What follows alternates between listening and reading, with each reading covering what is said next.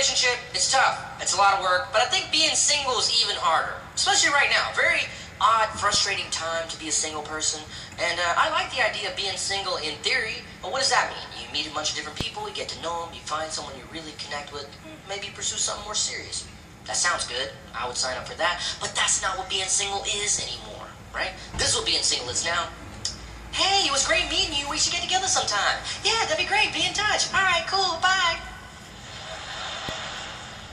Hey, what's up? You want to grab some drinks tonight? Yeah, with some friends in this neighborhood. Oh, cool. We'll be down there soon. Can't wait to see you. All right, cool. Bye. Hey, what's up? We're almost there. Shit, we just left. Why? Why'd you just leave? Isn't that a rude, shitty thing to do? You invited me somewhere and then you left before I got there.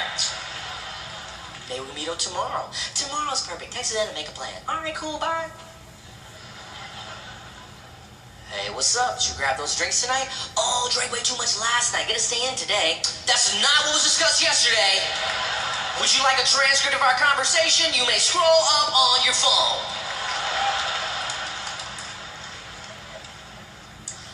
Maybe we can meet up on Thursday. Thursday's perfect. Text it in and make a plan. All right, cool. Bye. Hey, what's up? It's Thursday. Should we get together tonight? And that's what being single is now. All that garbage. That's what it is a lot of times. It's pretty much like you're a secretary for this really shoddy organization trying to schedule the dumbest shit with the flakiest people. And I've realized this flakiness, it doesn't even have to do with dating or anything. It's actually a symptom of a bigger problem we all have. You know, we're all part of the rudest, flakiest group of people ever. Like, if you're alive right now and you have a phone, you're a rude, shitty person. You just are. Like, has anyone here tried to make plans with anyone in the past couple of years? Has anyone tried to make plans with anyone? It's the most frustrating experience. Because what happens anytime you ask someone to do something nowadays? It's like, hey, you want to go do this fun thing? Maybe I could try, we could see about maybe. No one wants to commit to shit because they're terrified that something better is going to come along. It is so rude. Why do we do this? I think it's because we're also part of the least lonely generation, the least isolated generation, you know? It used to be a big deal when you finally got to see your friends in person, right? Nowadays, it's not as much because you're always connected with your friends. You're always, wherever you are, work, school, whatever, you're always texting, emailing, joking around. So when you see them in person, it's not as big a deal as it used to be. You know, now it's like, oh man, it's so good to see you. I just went on this crazy vacation. I know, I saw all the pictures. Leave me alone. It used to not be like that. It used to be a big deal when you saw your friends, right? Think about what you'd be doing like 40 years ago, you know? Think about what that would be like, what you'd be doing like on a Thursday night. You know, you're just sitting in your house by yourself. You're in a wooden chair, eating a can of beans. You have nothing. You're not connected to anyone. No entertainment. Oh, maybe I'll listen to some music. All right, just the music you own. Or you can sit around and hope a song you like comes on the radio and then grab a cassette and run over like a little bitch. Oh, I missed the beginning. Maybe you'll stay in and watch a movie. All right, what's it gonna be? Home Alone, Jurassic Park, or Mrs. Doubtfire? That's all you have. You have nothing. And then, in the corner of the room, you have your one outlet to the outside world, right? Your landline. And if you were lucky, at some point it would ring, and you'd be like, oh my God, oh my God, oh my God, oh my God, oh my God, oh my God, oh my God. Hello? Who is this? Phil, thank you so much for calling. What would you like to do? That sounds great. I'll see you there at 8. And you would be there at 8 o'clock. And Phil would be there at 8 o'clock. And if Phil wasn't there by 8:15, you'd be like, oh my God, Phil is dead. Phil has died. We were supposed to see Police Academy and now he's dead. Because that was the only polite way to cancel on people back in the day. You had to die. Now what do your shitty friends do? They'll call you like an hour before. Hey, you know, I'm feeling kind of tired, so I think I'm just going to stay in tonight. Oh, you're tired? What were you doing? A bunch of manual labor? Were you building a habitat for humanity? Or no, I just did one of those online surveys that tells you what character you are from a particular TV show. And I've done like 7 of them, so I'm feeling kind of tired. And, I'm just so tired. I don't feel like driving and everything. Hold up, you're too tired to drive? The car moves. You don't do shit. You just sit there. How is this a valid excuse? Did you recently purchase a Flintstones-type vehicle where you need to run along?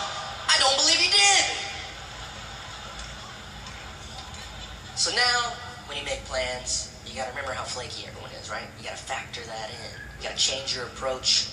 You look at my phone on a Sunday when I'm trying to find someone to get brunch with. I look like a psychopath. It's just like, hey, you want to get brunch? Hey, you want to get, hey, you want to, hey, you want to, hey, you want to, hey, you want to, hey, you want to, hey, you want to, hey, you want to, hey, you want to, hey, you want to. And it's this weird list of my best friend to the shittiest person I eat pancakes with. But I get it. I get it, man. I understand why we're like this. We all have the same nightmare. You know the nightmare. The nightmare is you do commit to doing the thing with Phil, right? And you get there like, oh, this is fun, Phil. I'm glad I came. We're getting to catch up and stuff. It's good, man. Then you get that phone call. Dude, where are you? Biggie and Tupac faked their deaths. They're doing a show right now. I have an extra ticket. Where are you? I'm upstate picking apples with Phil. We all have that nightmare, and I do think there's a new thing where we always want the best, Whatever we're doing, we want to do the best, funnest thing. Whatever we're buying, we want the best. We have all these options, and we have all this information at our fingertips to research it, and we always want the best. Why not have the best? And a lot of times it's very useful, right? I made some more educated decisions in my life, but at a certain point, doesn't that stuff become debilitating? Like now it's gotten to the point where before I make any choice or decision in my life, I have to Google something to make sure I'm not fucking it up. You know what I mean? Like the other day, I had to get a toothbrush. Before I left my house, without even thinking about it, I Googled best toothbrush. That's right, I'm about to get the best toothbrush. Why? Why do I need the best toothbrush? Every other toothbrush I bought on a hunch has been fine. Like, what is a big fear now? Have you ever run into someone with no teeth and be like, what happened? Bought the wrong toothbrush. Should have done more research. And when you take these kind of mentalities and you throw them in the dating world, things get crazy, man. Things get really weird. You people that are married, been in long relationships, you have no idea what it's like out there right now. Everything has changed. Take your most basic problem as a single person. What is it? You like someone, they don't like you back. Or the reverse, someone likes you, you don't like them back. Okay, at one point in time, that used to be kind of a weird thing. It was awkward, it was a conversation, it was something you had to deal with, right? Now, what do people do? Someone likes you, you don't like them back? Just pretend to be busy forever. That's what people do now. They pretend to be busy forever, and then they conduct this strange psychological experiment where it's like, how much hope does this person have? How many times do I need to pretend to be busy before they realize this many scheduling conflicts is statistically impossible? And something else is going on. Now look, I don't think it's coming from a bad place. I think you're trying not to hurt someone's feelings, right? What are your other options? You can say nothing, you can give people silence. Or you can just be honest with them. Those are your big 3 options, right? Clap if what you do is pretend to be busy. Clap if that's your move. Okay? I'd say that's my move as well, okay? Clap if what you do is you say nothing, you give people silence. Okay? And finally, clap if you're just honest with people. Okay? Now, let's say the situation is reversed and someone else is dealing with you. How do you prefer they handle the situation? Clap if you prefer that they pretend to be busy.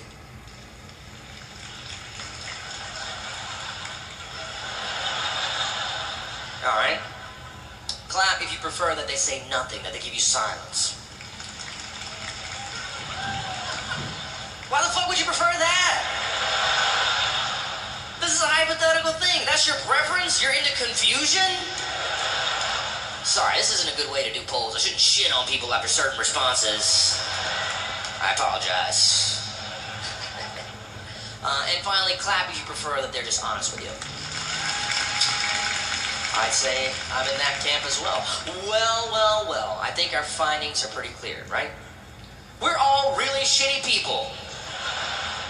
Whenever we're dealing with others, we're like, I never tend to be busy. I don't want to say anything. And when other people are dealing with us, we're like, why must we all play these games?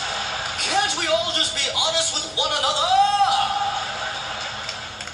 And the other thing is, we all say we prefer honesty, myself included, but can we really handle honesty? I talked to a woman once, she's like, oh, I'm just honest with people. I don't mess around, I'm just honest with people. I was like, really? All right, I'm a guy, I asked you out for dinner, you don't want to go, what would you say? She said, I would say, I'm not interested in getting dinner with you. And on one hand, that's really nice, right? There's no games there, you know exactly where you stand, you're not wasting your time. On the other hand, though, could you imagine actually receiving a text like that? Hey, you want to get dinner sometime? I'm not interested in getting dinner with you. Goddamn, what are you, a demon? That's the meanest, coldest shit anyone's ever said to me, okay? I'm a person, I have feelings, okay? I'm just a fellow human being that wanted to break bread with you and get to know you a little better. Is that such a horrifying situation? I was basically like, hey, you want some free food? You're like, not if your presence is involved. You got a gift certificate? I'll go with my friend. I don't know what the best way to deal with it is, man. I do think it's tough. I do think silence might be the worst, though. Silence to me seems like the rudest, most cowardly way to handle a situation, and it's also the one that hurts the other person the most, right? I mean, we've all been on the other end of that. That's the worst, man. The worst is when you meet someone you're really into, and you know you feel that connection. You know what I'm talking about? When you meet that person, oh my God, we both felt that. No games this time. Deep connection. No games. Deep connection. No games. Deep connection. You send the first text, you're all confidence. Forget about it. It's done. Wrap it up. Put it in a bag. Write my name on it. Because it's done. 20 minutes later, no response. Okay, well, I'm sure she's just busy with a couple of things, and any minute now, 3 hours later, fuck! I put too many exclamation points in my text! What was I thinking? I should have said hey with 2 Y's, not 3 Y's. I'm so stupid! 3 hours earlier, you're looking up vacation packages on Orbitz. You're planning birthdays, holidays, a whole life together. And now it's all gone away, and you have no idea why. And this is when people start going crazy. Because in the past, let's say you're in a situation like this, someone doesn't call or write you back. You get over it with time, right? Out of sight, out of mind. The problem now is we don't give ourselves the luxury of out of sight, out of mind. Because what happens now when you get in with these situations? We all become detectives. We start opening up tabs. Facebook, Twitter, Instagram. All right, let's see every single thing this motherfucker's doing instead of texting me back. GPS on screen 2. Instagram on scene 3. Let's see what they're looking at right now. And it's a brutal thing to do to yourself. You should not do it because you're in the most vulnerable position, right? You put yourself out there. You're like, I like you, baby, you like me. Any guy or girl in that situation, that's what they're feeling. And you're just waiting for something to put your heart at ease. But instead, you're getting nothing. And then you go on the internet, you're reading stuff like, eating ice cream and watching Dexter, #, I really need a man. What? I just asked you out. You know I follow you. You know I'm reading this. What kind of evil is inside of you? And it seems like an area where we could all be a little bit more thoughtful, right? Because look, anytime someone asks you out, whether it's a guy asking a girl or a girl asking a guy, whatever the scenario, that person is paying you a huge compliment, right? They're basically saying, hey, out of the infinite number of things I could do with my time, what I'd like to do is spend some time with you because I think there's something special about you and I'd like to get to know you better and see if there's a connection there. It's a very nice thing for someone to say. I feel like you should respect that a little bit. So maybe don't post your dumb photos and stuff up. Like, you wouldn't treat people that way 20, 30 years ago. 20, 30 years ago, if someone asked you out, you weren't interested, you wouldn't send a package to their house. Here's some photos of me and my friends at the beach. Here's a photo of a puppy I saw on the street. Here's a bunch of photos of me and some other guy. Am I fucking him? Maybe. Why don't you think about that for a few hours? So that's it, man. Anyone here that's single, they have some version of that nonsense in their phone, right? Clap if you're single and you met someone in the past few days, past week or so, and you've been texting back and forth. And clap if that's your situation. Clap right now. Okay. If you're in that situation, do me a favor right now. Pull out your phone and scroll to the very, very first message that you have with this person. And when you get to the very, very, very, very, very first message, come to the front of the stage over here through this aisle here. So go ahead, pull out your phone, scroll to the very first message. When you get to the first message, come to the front right here in front of this gentleman here. Miss, you at the top message? Yeah? And all right, so how long ago did you meet this person? September 2nd. September 2nd. Okay, so let's see what happened, okay? So, he sends the first message. He sends it Tuesday, September 2nd at 11:26 p.m. Odd time to send a first message. He says, "Hey Ashley, ... It's Chris." He said his last name, but I don't want to repeat it in case he gets murdered. "Hey Ashley, ... I like that ... Hey Ashley. It's Chris. It was nice to hang. It was. It started so smooth. Hey Ashley, ... It's Chris. And then he goes, "It was nice to hang in with you." Chris, no! Proofread! It was nice to hang. His voice changes for the rest of the bit now after that. Earlier was, "Hey Ashley, it's Chris." Now it's, "Hey Ashley, it's Chris. It was nice to hang in with you at BM. Hope you're recovering well. Let's grab a coffee sometime." And then you send a text back the next day at 1:05 p.m. You say, "Hey! Exclamation. Glad you made it out alive. Headed to Soho House with Erica now. I'm also around after 6 tomorrow or in the afternoon Friday." Whoa! You must really like this guy. Who the fuck opens up their schedule that much?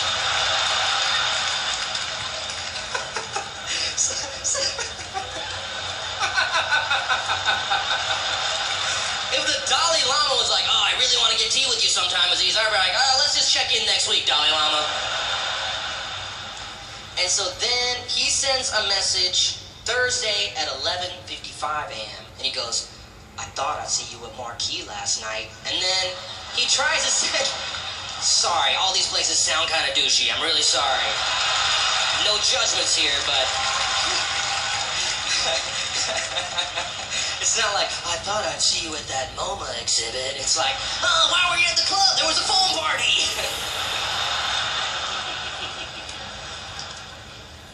And then you guys text back and forth. You get the coffee. Did you guys get the coffee? Yeah. And how was the coffee? Did you have fun? It's okay. Yeah, it's okay. All right, so let's see where things are right now, okay? Yesterday, 9:44 p.m. So what did we miss at Marquee last night? God damn it, Ashley, go to some better places. Quit wasting your life in these shitty clubs.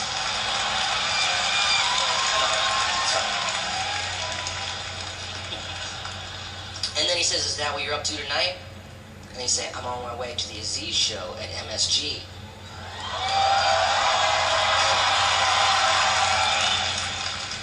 And he goes, "Oh, okay, ... Enjoy." Actually, I think I speak for everyone here when I say, fuck this guy.